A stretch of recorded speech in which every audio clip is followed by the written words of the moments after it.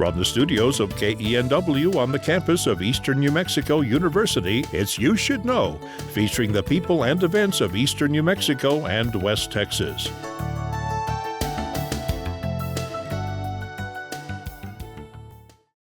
Welcome to You Should Know. I'm your host, Evelyn Ledbetter, and today I have the pleasure of having the Honorable Steve Pearce, former U.S. Representative for Congressional District 2 of New Mexico, and it's truly, and also a Vietnam War veteran. So thank you for your service in both capacities, and it's an honor to have you here today. So Thank thank you. It's you. my pleasure. I've been looking forward to this. We've had to reschedule a couple of times, and each time I thought, don't give up on me. I'll get there. Oh, this is worth the wait. So I've met you a couple of times in DC and just always enjoyed the interaction there. And then the first time I actually saw you were at the Science Experiment Station in Clovis, Mhm. and there was a story that you told there, and I still remember it. You were 9 years old, and I'm going to let you finish. That was I got my first job. your first job. Yeah, so I was always really shy, and this local farmer stopped and asked Mom. We had newly moved this new house to Nadine, New Mexico. It's on the side of the road, the Eunice Highway, and he pulls off. He could see all the kids, and he said, asked Mom if one of the kids would go to work. And she said, "Well, yeah, they're all good workers, so come." And there were six of us, and we weren't all good workers. So he pulls in one morning and stops on a Saturday. And I sneak to the back of the pile, and he's looking like he might cantaloupes or something, and he points at me. And so for the next months, he would show up at 4:30 in the morning. I would be out waiting, jump in the car. We were both really introverted. I say in the pickup. We would drive a couple of miles to his farm. We would change the irrigation pipe. At that point, they didn't have the Hmm. mechanical pivots. And being on the low end of it, I hated cold. I hated being wet. And that water at 4:30 in the morning would dump on me Oh, because he was bigger, stronger. uh-huh. I would carry my end and we'd put it down there and screw it in. And we'd move the irrigation pipe. He'd take me home. I'd be home before 7. I'd go in, shower, and change and go to school. In the afternoon, he'd pick me up again. We'd go. But I tell people, and the point of that story was that at the end of 2 weeks, I was really good in math, and I had all my hours in my head, and I could figure out. And end of 2 weeks, he gets out and he pulls his three-ring binder checkbook out, lays it on the hood of the pickup, takes his little three-ring, his little spiral notebook out of his hair, opens it up, pulls this little stub, he wets it, and he starts. Anyway, I can remember all this just vividly. And he hands it up, and then he gets that binder open. My folks had a little checkbook that would fit in their pocket. He Hmm. has this three, and so I'm thinking, okay, this guy must own the bank. He fills out that thing, he writes my name in it, and hands that to me, and something magic happened. I learned at that point that if I'm willing to go out and hustle and be up early, that I can make things work in life. And it's one of the proudest achievements of my life, literally, is that I wish that, of course, we needed the money too bad, so we cashed it and spent it on, Sure. we spent hours on school clothes, school whatever. And, but that's one of the most powerful lessons, the power of earned success. And they do studies on this. People will win the lottery, it doesn't help them. No. Earned success helps. And so that's one of the things I always try to pass along to kids when they say, what I need to do what you do. I say, get out and start making your own way. Get you a job. Try to own your business. Have a little lawnmower business and go and cut yards. Anything to where you're learning Right. how to move money, how money is made. Because a lot of the people that get into government don't know where money comes from. And so they just say, well, we raise taxes. Well, it takes it away from families. So anyway, a lot of the work in Congress came from that initial lesson of earned success. Well, you've written a wonderful book that I've had the pleasure of reading, and all through the book, the two things that really stood out to me was your work ethic and your staying on track, and also your faith. And a lot of this, and so this is the book. You had a good home, but you left. And a lot of this is very, very faith-based type book. And I know your mom, you talk about that strongly in the book of what an influence she was on you. Yes. And you said you were introverted, but she made you start do public speaking. Public speaking, I was introverted and shy. They're completely different. Everybody kind of melds them together. I was both, and like a 10 on a 10 scale, both. People would see me at church, and my next older brother, Tom, he was all out extrovert, talked to everybody, hug everybody. I was always hanging on mom or dad's leg, and they'd have to drag me along. So I was telling one person about the upcoming book, and she said, "It's not about the flight."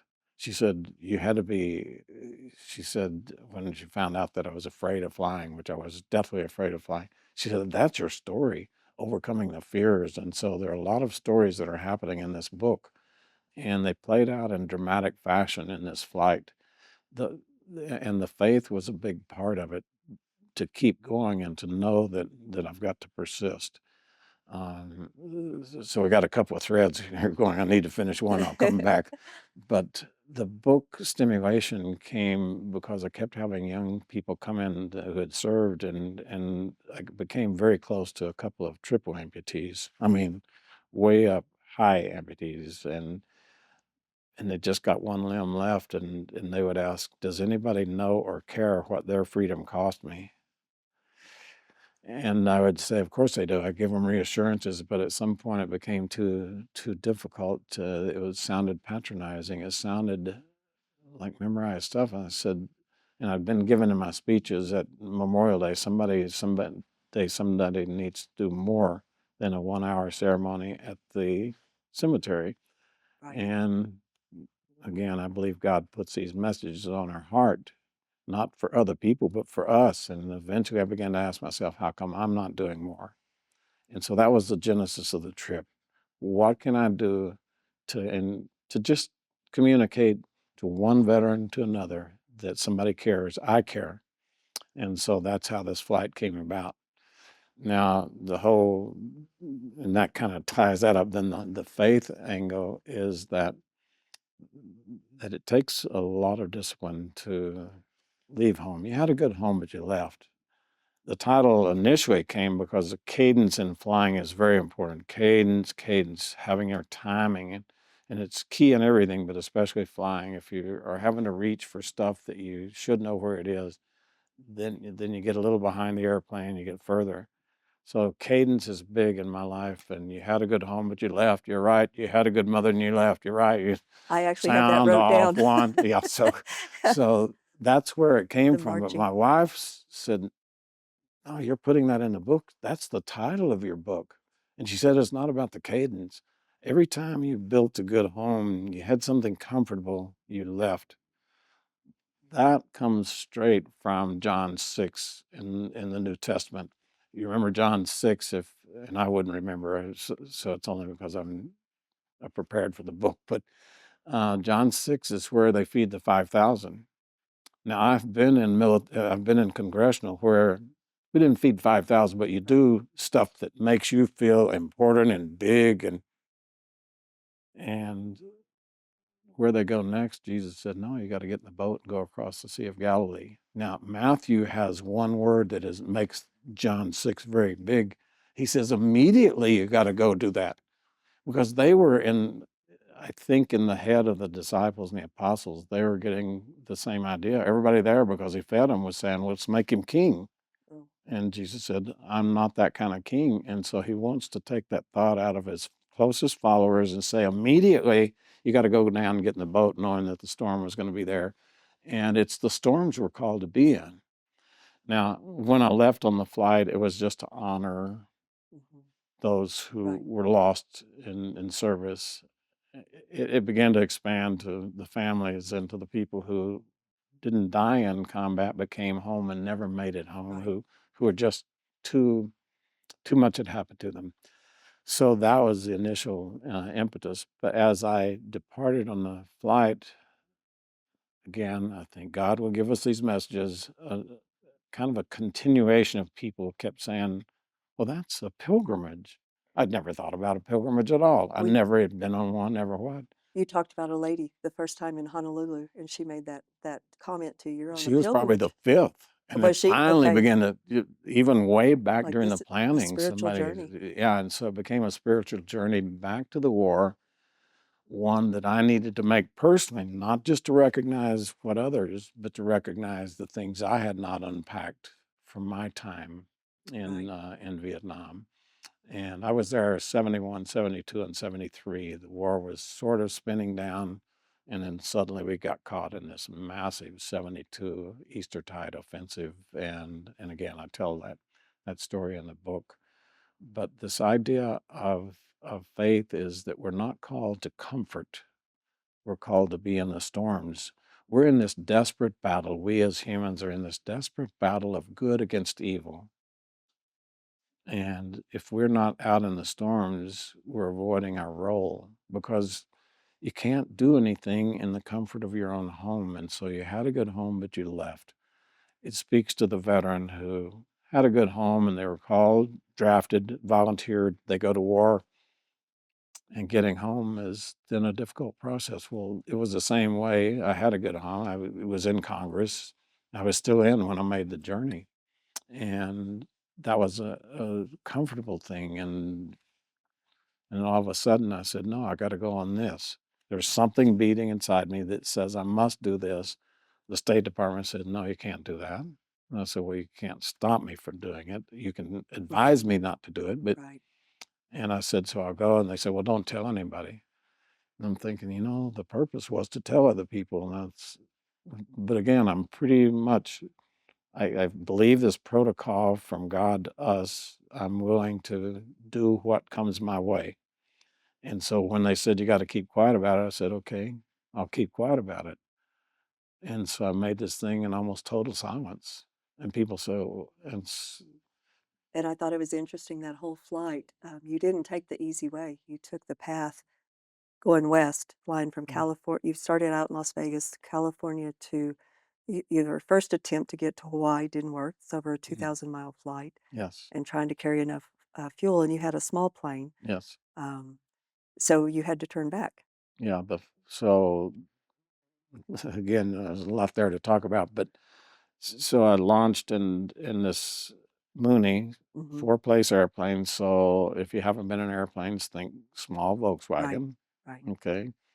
I took the two rear seats out. It's a four-seat airplane, single engine, low wing, and it's like a sports car. You sit in your SUV, you sit up on a bench seat. In a sports car, your feet are out in front of you, and Kind so of a that's bucket seat. that's the way the Mooney is. You're sitting on the floor with your feet out in front of you, so it's very compact and fast. And so the seat is about the size that what we're sitting in right here, 12 hours headed to Hawaii. And so the first night I wanted to fly all the legs in daylight, but again, circumstances. And again, I accept God's circumstances. I don't complain. I just go do what comes up. So I'm taking off just about dark. And so 6 hours later, I'm at the point of no return is something that you become aware of in flying across oceans. Point of no return, you get out to a point, and if you don't return, you don't have enough gas to get back. Once you cross that line, that point. So I'm going to the point of no return over the Pacific Ocean, trying to get to Hawaii. And when I first got clearance to go, I'm about 200 miles short, and the plane burns off fuel, gets a little faster, and so I'm 180 miles short, and then 100, and then 75, and I hit the point of no return. I'm still 50 And there's no miles. shoulder to pull Yeah, off to. can't stop and refuel. I can't out again. So I turn around and come home. 6 hours and 11 minutes out. 13 hours later, I land, and I'm wondering if I got the will to continue. Sure. Is I'm God seeing telling this, me not to do this? and that's where my wife comes in. I think God's telling you not to do it, and you have to wrestle with these questions in life. And I said, no, I don't think these are obstacles, and they're obstacles to overcome. And so that then brought me into this moment of clarity where I unloaded everything from the plane, and suddenly it hit me. I've got what is essential, and I've got other stuff. Get rid of the other stuff because you need one thing, you need fuel. And so sitting on the ramp there in California, I began to discard stuff to where I could add fuel. 5 gallons of water. I had enough purified water for the whole trip. You don't want to get sick. I threw it all out except enough to get to Hawaii. Food, I had enough for the full 15 days. Threw it all out, enough to get to Hawaii. I mean, and that's what you have to do. You have to have these moments where you sit down and evaluate, why am I not succeeding? Is this really God saying quit here? Or is it because I'm approaching it wrong? And I looked at it, said I'm approaching it wrong, cleaned the airplane out, added more fuel, and then 2 days later, because the wind was began to Pushing. blow gale force on the surface. There's no way to take off. Heavy weight creates turbulence. The wings break off when you're way over gross. And I had to have special permission to be flying at the weight I was from the FAA. And you just don't want to, so you can't. And so I sat there 2 days. So I'm on a 15-day fixed schedule. Votes are going to start back in DC 15 days from You've now. got to be back. And I've burned up 3 of those. So now I'm at 12 days.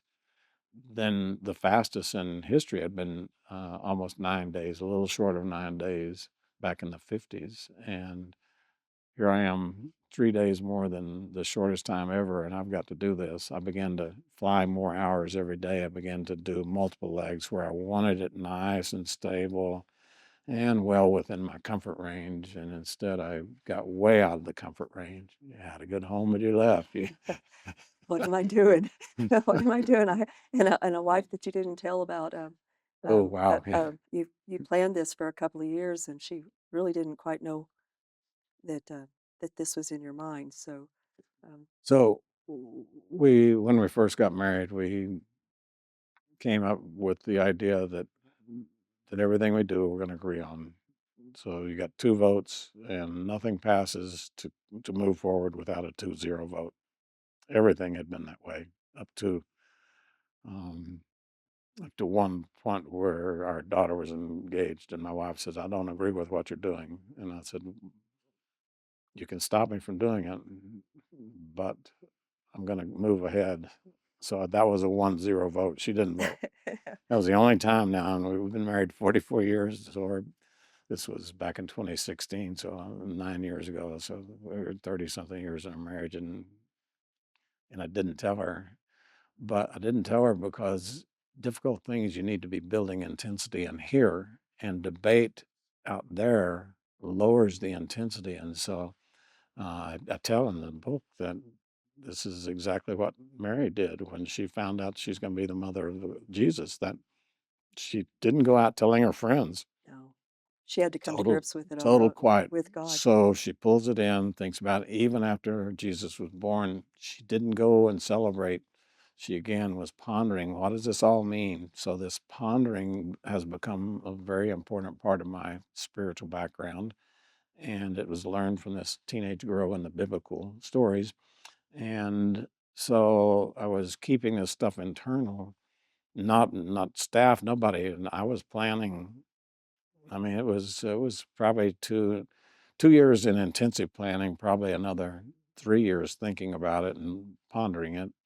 But what it was doing is putting us on thin ice in our relationship. And when she came in one night and discovered the charts on the floor, I mean, literally in our house in Washington was like they call them row houses. We call them trailer houses here. It didn't have any wheels or anything, but it Just track was, housing. yeah, it just straight, like 30 feet from the back door to the front door, whatever it was, 40. And I've got maps all the way with the entire route out. She walks in. Uh-oh.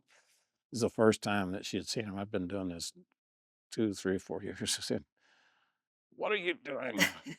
And then she asked a huge question, what would I do? And I said, well, I've got this little gadget and you can follow along and you'll see my progress why would I do that? And I said, you ask what I'm going to do. She said, not without what would I do? What would I do at my age? We're supposed to be aging together. What am I going to do in my 70s when you don't come home? Because you were 69 Yes, I when was 69 when when I you took on left the on trip, this flight which in then, 2016, right? yeah. And that deals with another aspect is that aging is a matter of the mind, and I like Clint Eastwood. I've always liked him, but now I like him more. He's 95 and starting his latest film. He's Is directing films. isn't that amazing? Yeah, and so he has this theory, don't let the old man in. Toby Keith Right. took that line and then did that massive song on it. But that's so at 69, I don't care. I've got the ability to crawl in and out of the airplane. And so a lot of people along the flight asked, wasn't there somebody different, meaning somebody younger? And I said, nobody younger, nobody wanted to take it on at all. So I said, this is something inside me. And at that point, it didn't matter the culture, it didn't matter the race, religion, nothing. Around the world, the response was the same. Captain, you're doing this to honor those who didn't come home from war. Captain, that's big. And I mean, you could see it connect. There's this desire in all of us to recognize those who sacrifice more than we do. And it's universal, it's human, not Not, American, not Spanish, not anything. And so I saw that everywhere I went. something that really struck me, and I had never given thought about the preparation of this, of all the clearances into the airspaces that you flew. You had tremendous setbacks in India, had to Yes. basically bribes to get clearance out of the Yeah. country. And so your flight line, your times, you went 24 plus hours without sleep part of the Oh, time, correct? so yeah, that one stretch it was probably closer to 48, maybe into the 56-hour range with And you're no not sleep. 20. And I'm not 20. And so every day was took 12 to 13 hours in the air, then another 3 hours on the ground. And so I'm getting maximum 4 to 5 hours sleep every night for 15 days. And the sad part is even when you were going into, you said that you were based out of Thailand quite a lot Yes. of the time, going Yes. flying missions Flying into into Vietnam. Vietnam, yes. And so you get to Thailand and then they don't allow you to go into Vietnam. Yeah. So, No, and you it's had planned to go back and put memorials at in different Vietnam because locations. people don't recognize Thailand as being a part of the Vietnam War. I mean, some do, but most people recognize Vietnam, and especially younger generations would never know the connection to Thailand. And so that was heartbreaking, but also there's nothing to do. They don't give you clearance. And so you simply say, okay, I'll adapt and I'll keep moving. So I went through Thailand and I wanted to stop at multiple bases.